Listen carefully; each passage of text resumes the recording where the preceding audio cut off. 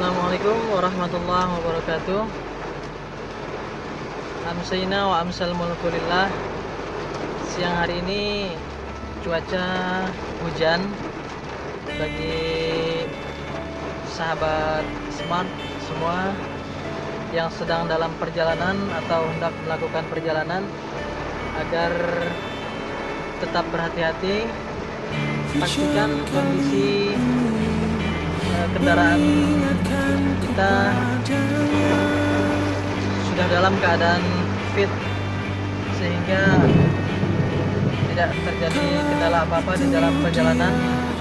Kemudian satu lagi, ketika saat kondisi hujan seperti ini dan kita menemukan keadaan jalan yang tergenang air atau banjir, itu bisa disesuaikan dengan tinggi rendahnya kendaraan.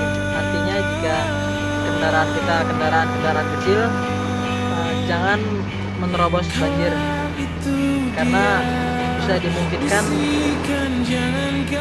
aliran udara atau flow udara pada mobil-mobil kecil itu terletak di bagian bawah, dikhawatirkan akan masuk dan menjadi tumpukan di ruang bakar nantinya.